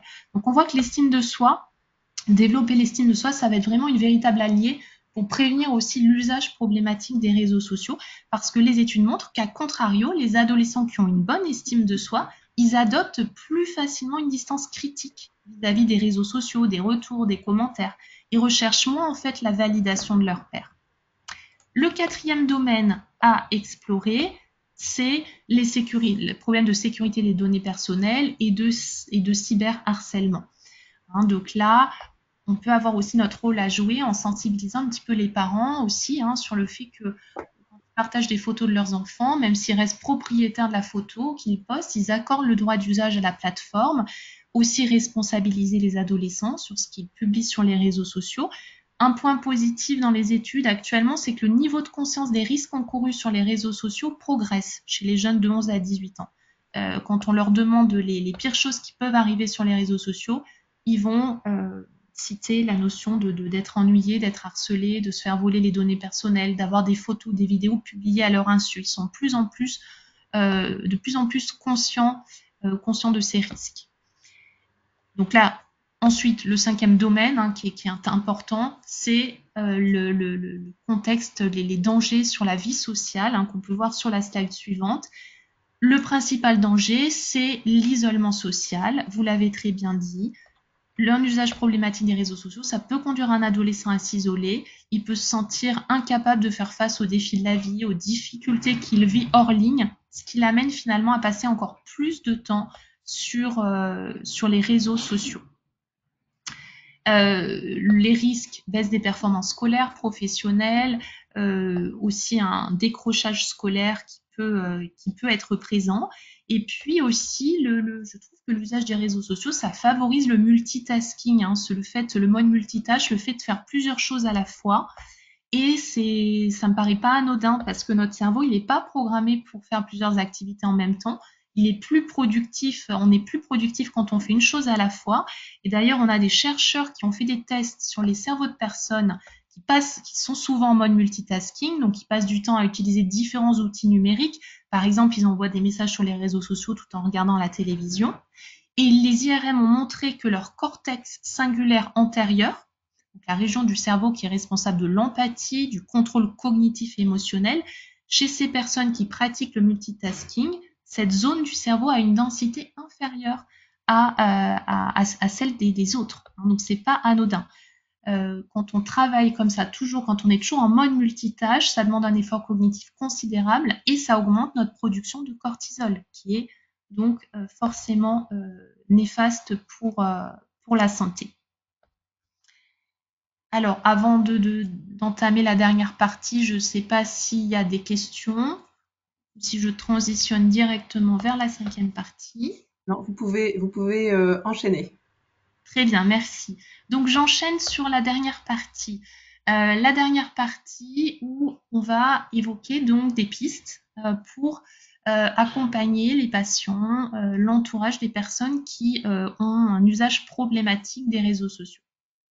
Alors, comme dans toute addiction, évidemment, on parle toujours de prise en charge pluridisciplinaire. On va toujours proposer un accompagnement médical pharmacologique si c'est nécessaire. Donc là, on peut voir que dans le cadre des réseaux sociaux, si ce profil, cet usage entre guillemets autothérapeutique, si on voit que En arrière-plan de l'usage des réseaux sociaux, il y a une souffrance mentale. Donc là, c'est vraiment investiguer. Est-ce qu'il y a un trouble anxieux? Est-ce qu'il y a une dépression? Est-ce qu'il y a un traumatisme?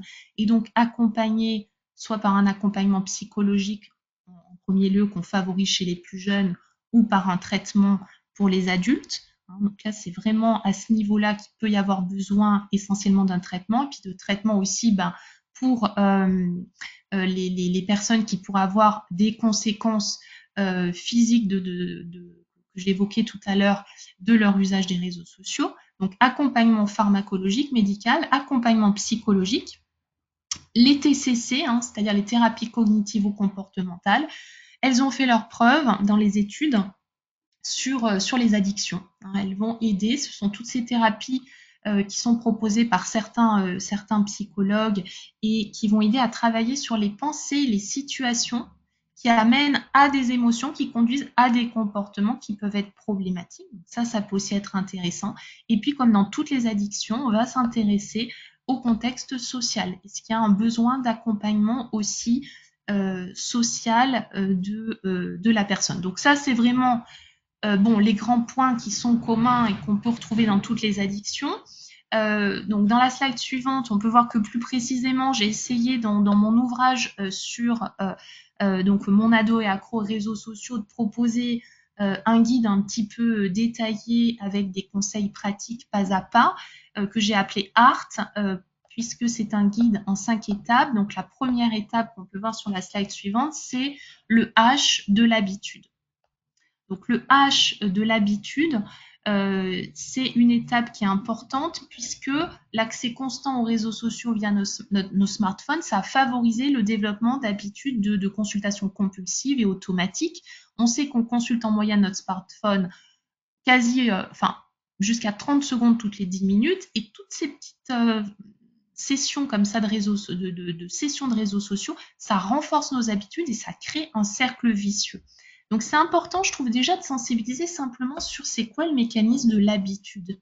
L'habitude, elle survient toujours dans un mécanisme en 3 temps, le signal, la routine et la récompense. Et donc pour les réseaux sociaux, on peut prendre l'exemple que le signal, c'est quand on reçoit une notification.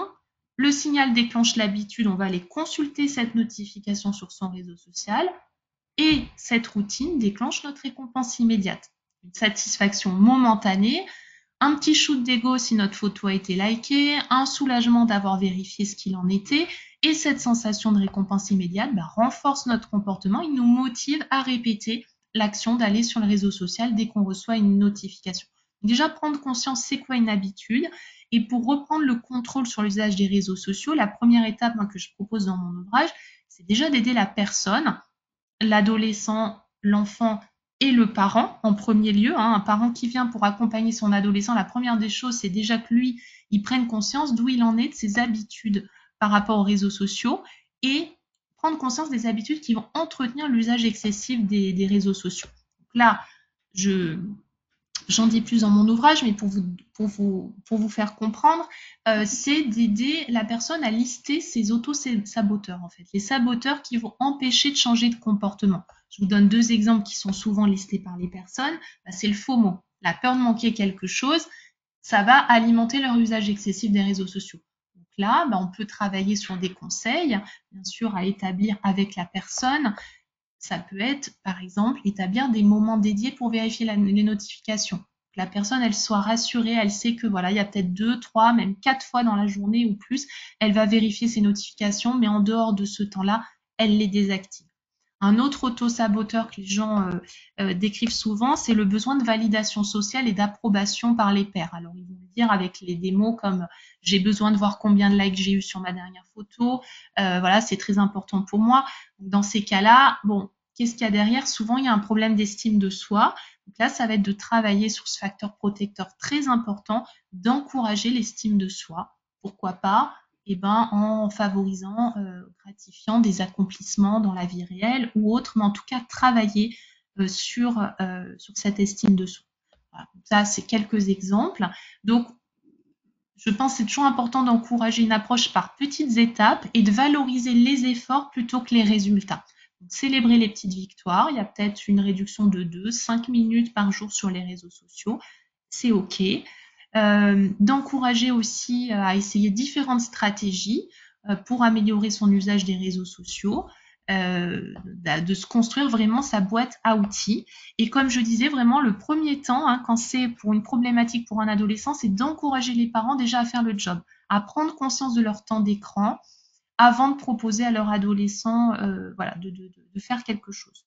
Un petit aussi, peut-être un petit tip qui peut être intéressant pour vous, c'est-à-dire qu'à l'image du Dry et du Darm January, hein, ce défi solidaire où on propose donc au mois de janvier soit d'arrêter l'alcool ou de baisser sa consommation, ben, je trouve qu'on peut proposer aussi un Dry ou un Dump réseaux sociaux en famille.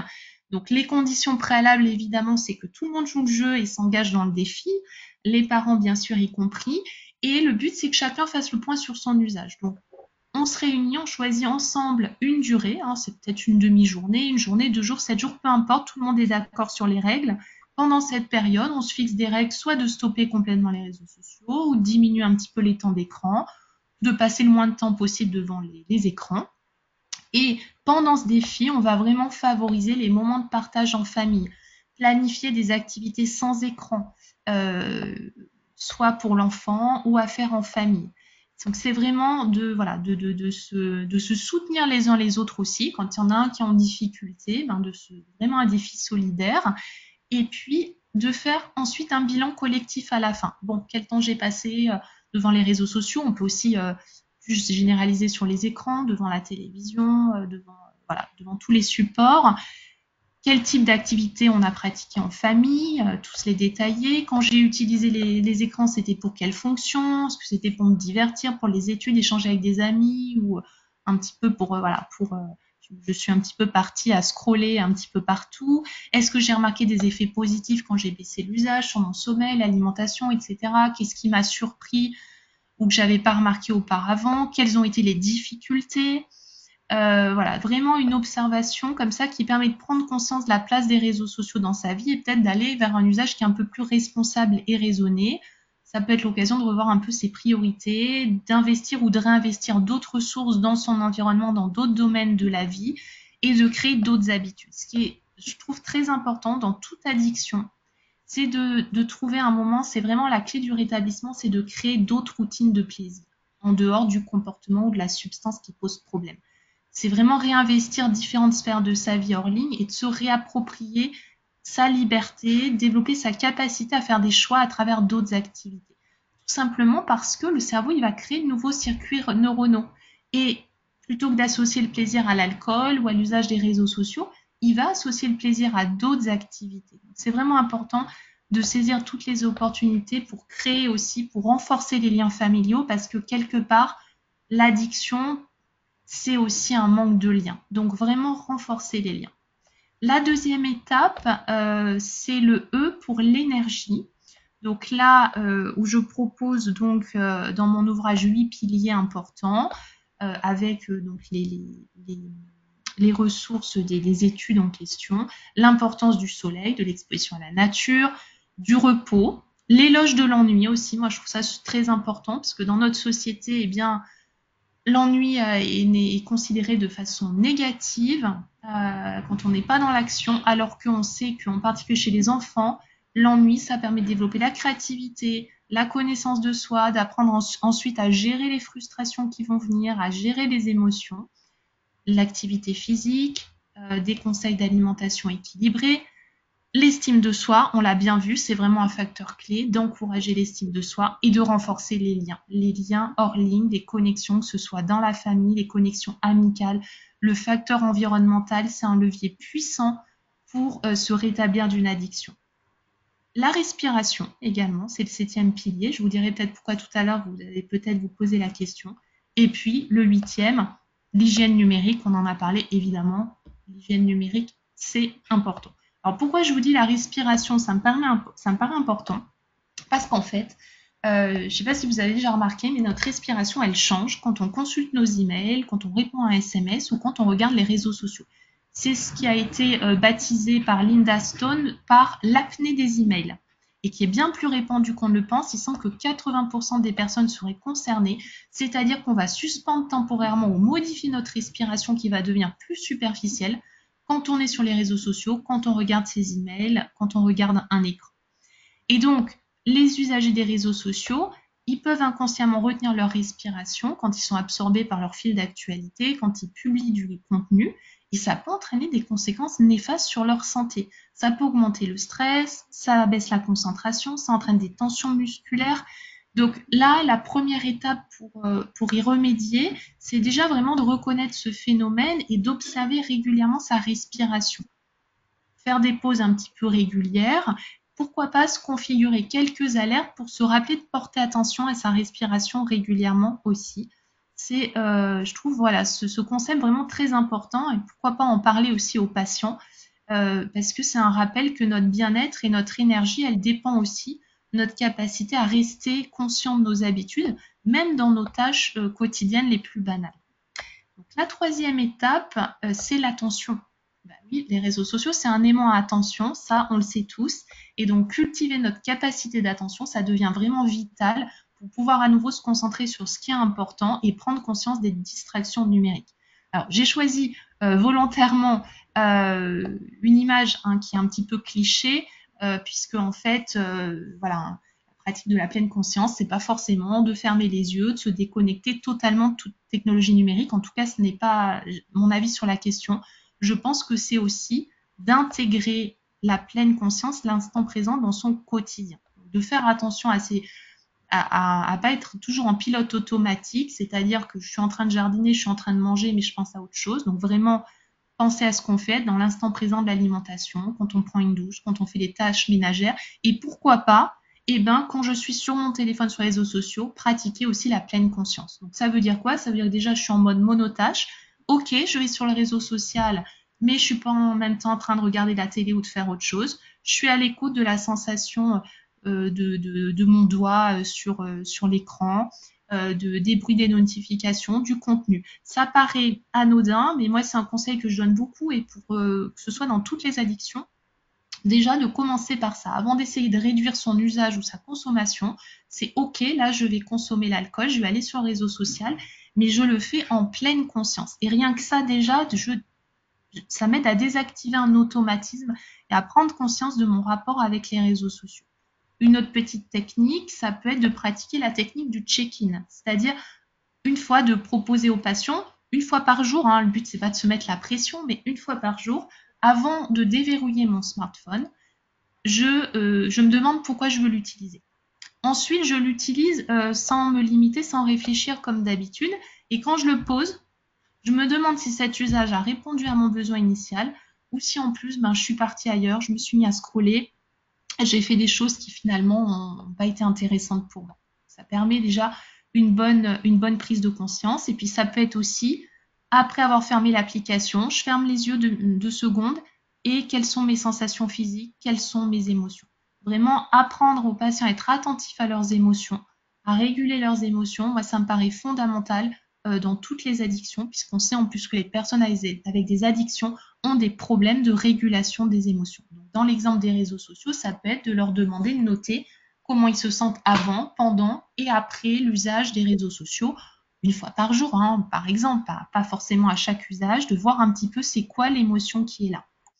Donc, pour aller plus loin, je propose différents exercices dans mon ouvrage pour intéresser les adultes, les jeunes à cette notion de pleine conscience qui peut être tout simplement dans la pratique de l'écoute de la musique ou comment on pratique un sport en pleine conscience pour intéresser les plus jeunes aussi à cela. Et ça me paraît, moi, d'autant plus important que la technoférence, elle s'invite au travail, elle s'invite à la maison. Vous savez, la technoférence, c'est quand la technologie, elle interfère dans la relation avec les autres, avec les enfants. Et l'usage des smartphones par certains parents, ça peut diminuer l'attention qu'ils accordent à leurs enfants. Et en fait, du coup, ça crée des micro-coupures relationnelles qui vont affecter la qualité des relations familiales, conjugales, amicales et professionnelles. Donc, cette technoférence, elle arrive assez insidieusement. Je donne l'exemple de vérifier son téléphone pendant une conversation avec un membre de la famille, avec son adolescent. Et rien que ça va interrompre l'échange. Cette technoférence, c'est pas seulement un problème de quantité de temps passé sur l'écran, mais surtout de qualité d'attention. Et donc, même de brèves interruptions, ça peut vraiment perturber significativement les interactions et les interactions parents-enfants. Alors, plutôt que d'interdire, hein, la prochaine étape, c'est la responsabilité. Je pense que plutôt que d'interdire totalement l'usage des réseaux sociaux, est-ce que l'option la plus favorable, ça serait pas plutôt de prévenir? On sait que l'interdiction, dans tous les cas, de toute façon, ça favorise la transgression. En plus, eh bien, les jeunes ont toujours vécu avec la technologie. Je pense qu'on ne peut pas maintenant se targuer d'être technophobe. Ils en ont aussi besoin. Je ne peux pas parler de tout dans ce webinaire, mais j'aborde aussi dans mon ouvrage les opportunités, les bénéfices des réseaux sociaux. Ça n'est pas que négatif. Le but, c'est pas de les diaboliser. Donc, je pense que le mieux, c'est plutôt de prévenir. On en a parlé un petit peu tout à l'heure avec votre question. C'est d'informer les patients des risques, des dangers. Et la responsabilisation, ça passe vraiment par une approche globale qui va impliquer l'éducation, le dialogue ouvert et l'accompagnement. Donc, plutôt que d'arrêter totalement leur usage, moi je penche plutôt pour renforcer les liens et surtout ne pas laisser les enfants seuls devant les écrans, devant les réseaux sociaux pendant des heures. Quand on communique avec l'enfant, partir de son point de vue. Est-ce qu'il y a des moments où tu as l'impression que tu passes trop de temps sur les réseaux sociaux? Est-ce que ça impacte parfois ta journée d'école, ton énergie, tes sorties avec tes amis? Est-ce que tu as réfléchi au temps que tu passes sur les réseaux sociaux chaque jour? Est-ce que tu pourrais peut-être faire d'autres à la place? Est-ce que tu te sens parfois prisonnier des réseaux sociaux, comme si tu perdais ta liberté de choisir comment passer ton temps? Le conseil, moi, que je donne aussi aux parents et aux professionnels de santé, parce que parfois les parents osent pas trop demander ce qui se passe sur les réseaux sociaux. Et j'essaie de leur dire, mais mettez-vous dans la configuration comme quand vous posez la question à votre enfant de ce qu'il fait dans ses activités extrascolaires, quand il est au sport, etc. Vous lui demandez bien avec qui tu as joué, il y avait qui dans l'activité, comment ça s'est passé, est-ce que tu as rencontré des difficultés. Donc se mettre dans cette configuration pour faire pareil avec les réseaux sociaux et s'intéresser à ce qui se passe sur leur fil d'actualité, ne pas diaboliser. Donc, du coup, l'enfant sera d'autant plus en confiance pour en parler, voilà, de s'intéresser aussi qu'est-ce que tu as appris, qu'est-ce qui a été positif dans ton usage. Toujours les émotions aussi, comment tu te sens, voilà. Qu'est-ce qui te stresse le plus quand tu es en ligne? S'intéresser aux émotions, mais s'intéresser au côté positif que la personne tire de l'usage. Ça, c'est valable pour les parents, c'est valable pour nous en tant que professionnels de santé. Quelle que soit l'addiction à une substance, l'addiction aux réseaux sociaux, toujours s'intéresser au côté positif que la personne tire de l'usage parce que on ne consomme pas une substance par hasard, on n'a pas un comportement addictif par hasard. Donc, c'est important de s'intéresser à cette fonction-là déjà pour instaurer un dialogue de confiance et pour mieux accompagner la personne. Ensuite, on peut fixer des règles en famille, hein, bien sûr, par rapport à l'usage des réseaux sociaux, peut-être limiter l'usage à certains lieux, éviter l'usage dans la chambre ou au moins mettre en mode avion dans la chambre, euh, limiter un petit peu l'usage dans le temps du réseau social et tout ça adapté en fonction de l'âge de l'enfant, de la dynamique familiale, des objectifs et éducatifs des parents. La cinquième étape que je vais faire assez rapidement pour qu'on ait un petit peu de temps pour vos questions, donc c'est la transmission, pareil, hein, que je développe dans mon ouvrage, mais peut-être pour terminer, vous répondre aux questions qui me sont souvent posées par les parents, qui me demandent faut-il parler systématiquement des réseaux sociaux avec mon enfant? Moi je réponds que oui, il faut en parler. La communication ouverte sur ces enjeux est vraiment primordiale, toujours dans un ton factuel, d'éviter la moralisation, l'alarmisme excessif, et puis adopter une posture bienveillante et informative. Donc sensibiliser évidemment au potentiel risque, mais tout en reconnaissant les opportunités qu'offrent aussi les réseaux sociaux. Et donc plutôt être dans le non-jugement plutôt que dans l'interdiction. Quand aborder le sujet des réseaux sociaux?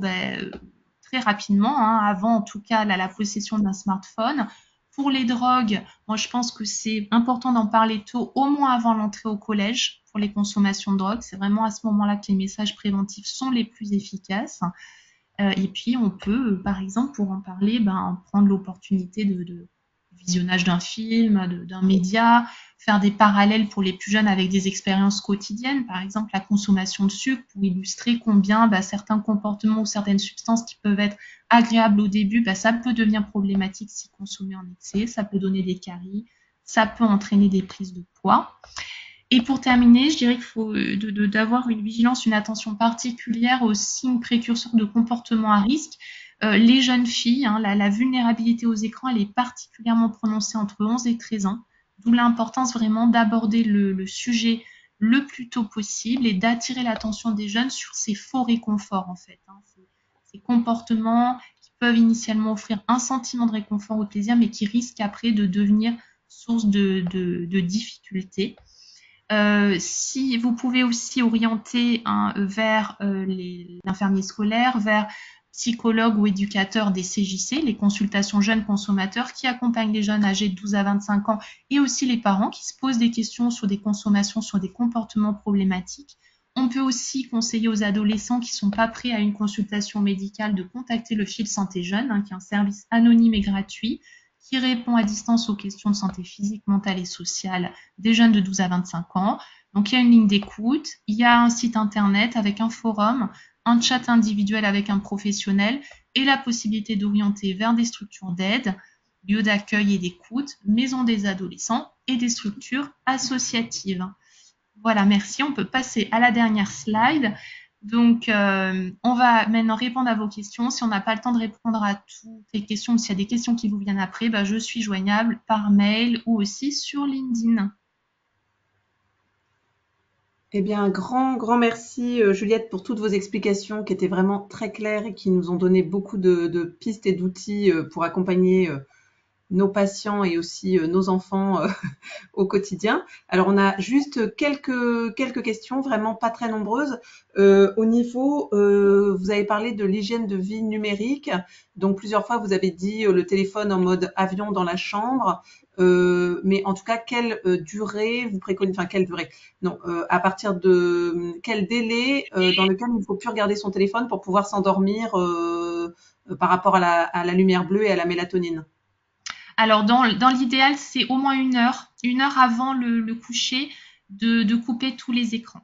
Télévision, ordinateur, tous les supports, smartphone, c'est l'idéal pour être le moins possible exposé à la lumière bleue et ne pas perturber son sommeil.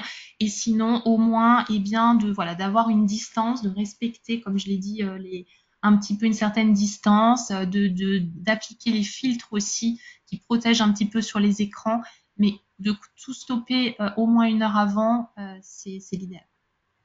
Très bien. Alors, on a encore une autre question, par exemple, par rapport à un enfant réfractaire, si un jeune réfractaire, on va dire, est-ce que vous conseillez aux parents de confisquer le téléphone portable s'il y a une suspicion d'utilisation abusive?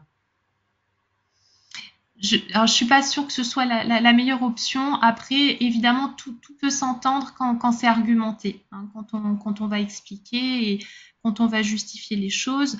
Après, je suis pas sûre que ce soit la meilleure option parce que quelque part, c'est pour l'adolescent, il a un petit peu toute sa vie dans son smartphone, il est confisqué comme ça brutalement sans explication.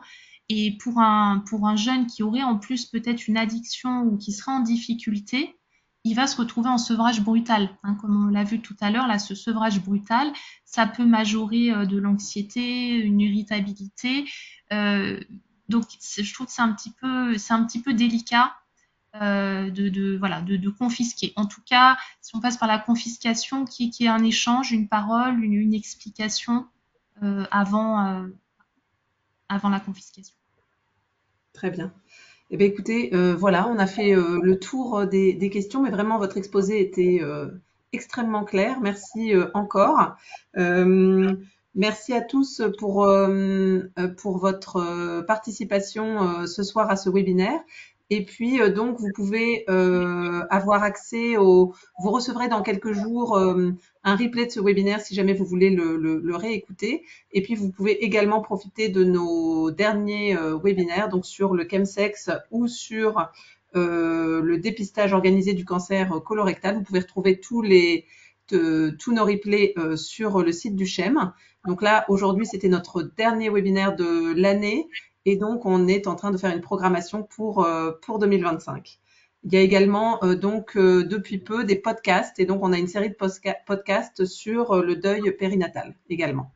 En tout cas, voilà, je vous souhaite à tous une très bonne fin de soirée. Merci encore, docteur Juliette Hazard, pour votre intervention. Merci beaucoup. Belle soirée à toutes et à tous. Au revoir. Au revoir.